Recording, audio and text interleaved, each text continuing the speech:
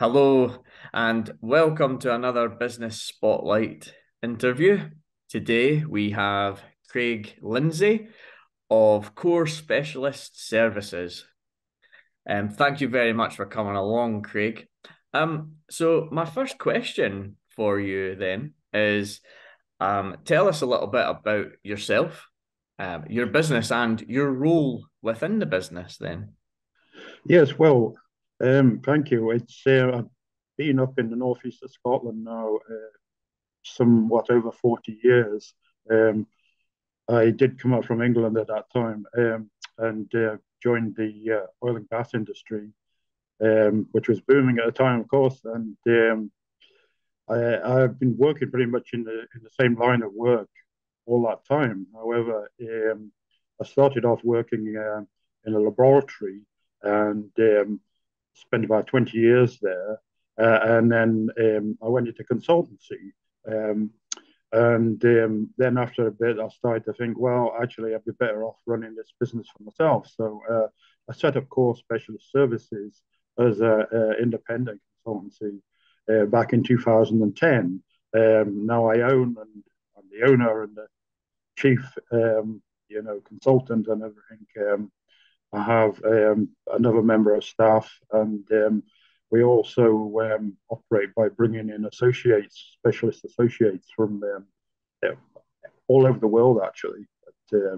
That's kind of it in a nutshell. But I've a passion for the subject, and yeah, it's that's where we're at. Excellent, excellent. So you've got a lot of experience in your industry then, and now you've been running a business in that industry since 2010. So what has been your biggest learning since you've been a business owner then? I guess that when we started out, we didn't realize it was actually pretty good times. Um, it, and then later on, obviously, we've had to, go through a lot of rather tough times with recession, oil price drops, COVID, and so on and so forth. Um, it's been actually pretty tough to survive over the last few years. And I think only through the network of people I know and passionate subject, I've been able to come to survive basically. Yeah.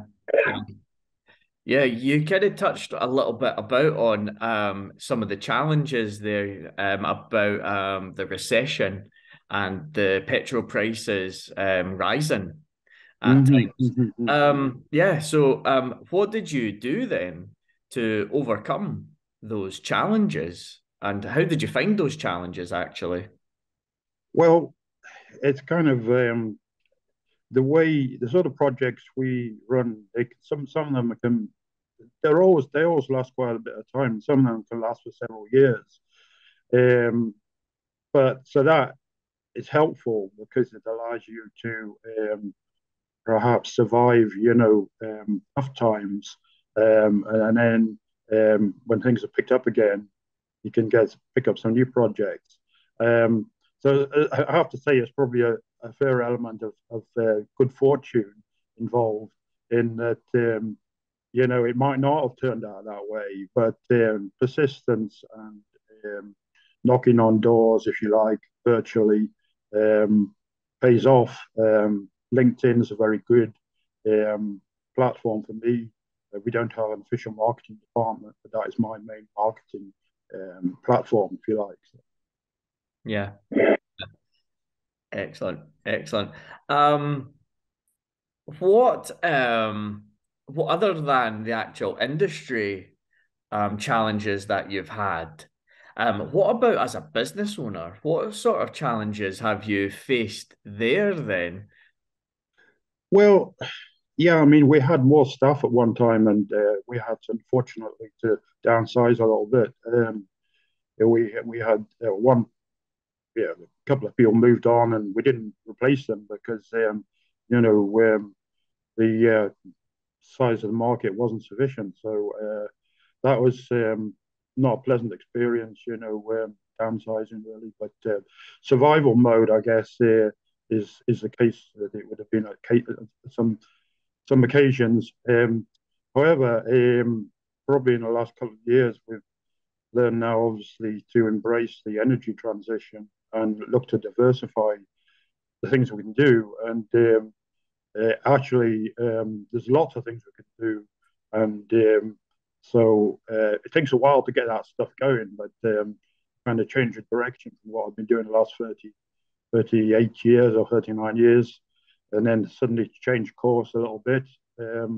But it's possible, So Yeah. I didn't think it was, but it is. Yeah. Yeah. Yeah, what you've sort of told us there is that you've been able to adapt to the economy, the situation, which is brilliant, brilliant. Yeah. So again, I'm just very interested. So, what kind of can you go into a little bit more detail about some of those things that you had to adapt to then? Yeah, so I mean, it's a work in progress, but with the carbon capture and storage, people talked about it quite a long time, and it seems to finally be taking off. So we're getting quite involved with that, and there's a big learning curve, but it's also in another way, what I've discovered is that a lot of our customers don't know that much about it either. So if you can learn as much as you can, as quickly as you can become an expert, quite quickly. And it's like the snowball that rolls down the hill just gathers momentum, and hopefully that's going to continue as the carbon capture and storage licensing round is announced later this year. More people will be looking for support with that. Yeah. Yeah. And sorry, we also we're looking at a number of other areas because we work with geological rock samples. We're also looking at actually looking at mining and a number of geothermal and radioactive waste deep storage, all involved the type of studies that we can get involved with. So there's quite a few areas all associated with the energy transition that have turned out to be areas we can work in. Excellent. Excellent. And you kind of touched on earlier that sometimes you have to speak to your clients and let them know as well and re-educate them. And so my kind of question is then what do you do then to sort of keep yourself up to date? What sort of methods do you do? Do you read certain books, or is it going online, reading articles? What things do you do to keep up to date yourself? What I tend to do, I mean, you can go on courses, but there's many courses, so it's difficult to know which ones to go on. But I mean, it's a mixture of things: courses, online resources. But one of the key things that I do is, as I mentioned before, a team builder as much as anything. Our in-house team is very small, but we can build a much larger team of experts in specific areas. So, I have several experts with decades of experience of carbon capture and storage, for example, who I can bring in to, support these projects. So it's all about putting a team together. Excellent, excellent. Okay, that is very fascinating, and thank you very much for educating us a little bit more on that. What are your aspirations for your company in the next 5 years? Well, that's a good question. I mean, it's interesting to see. It's a work in progress with quite a few of these areas we're trying to venture into, and yet to be seen where that will end up. I mean, for example, I've been out to Finland, Helsinki, a couple of times, we're hoping to, pick up work there through mining industry. There's various projects in Europe related to geothermal energy and so on. But it's a slow process and all a work in progress to see where we actually, turning these conversations and meetings into, a solid piece of work. But the opportunities are large, which is good. And you tend to find you're talking to people at a higher level than I would normally be talking to in a historic or, role, if you like. Yeah. Yeah. And how do you reach out to these people in other countries? You talked about Helsinki there. Yes, well, I've got I have got a very large network, and I attend sort of relevant conferences. Some of them are physical, some of them are online. Um, it's basically identifying the right people and getting them on board, with interesting ideas, and that in general works. It doesn't always work, but Yeah. Yeah. And how do you find that kind of networking? yeah, well, as I say, I use LinkedIn as a primary platform. I've got some 15,000 connections and so on, so people all over the world. So if somebody wants something, I can find an expert in my network. And likewise, if I want to try and find somebody that's doing something that they might be interested in something we're doing, I can reach out to them and so on. So. Brilliant.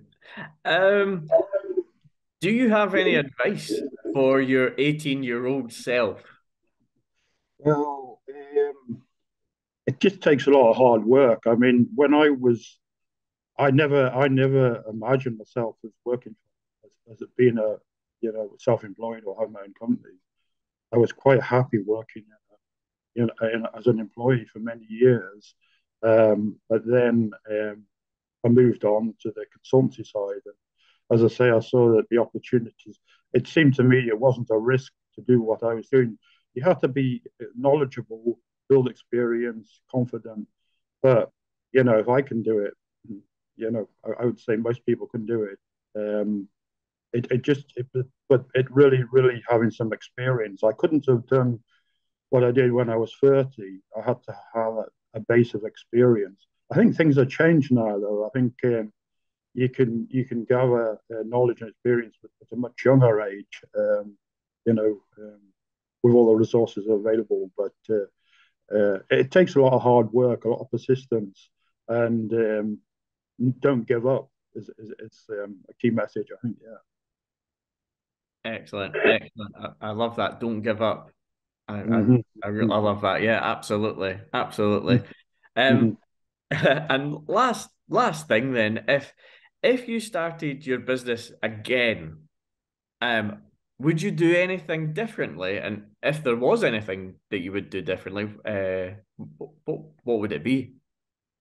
Yeah, I don't think I would actually. I mean, I started out on my own. I wasn't expected to take on employees. I got so busy, I had to take on employees, and that's been great. Um, I think the biggest problems are the ones you can't control. As I said, you know, geopolitical problems. Recessions. The war we've had, yeah, it's ongoing and affected, fuel prices and so on, and COVID, all these sort of things come along. You just don't know what's coming next, and it seems to be getting more frequent. These things come out of nowhere, but you just have to carry on, and hope you can navigate through it. Excellent, excellent, Craig. Thank you very much. The last thing I like to always ask in these interviews is if there was any sort of way that anyone could get in contact with you if they wanted to approach you for any sort of work or anything. What's the best way to get in touch with you, Craig? Well, we've got our website, Core Specialist Services, so you can just search for that, and I think easily find me on LinkedIn as well. I'm fairly active, and Craig Lindsay, just search for that, and Aberdeen, yeah, you'll find me there, no problem. Brilliant. Brilliant.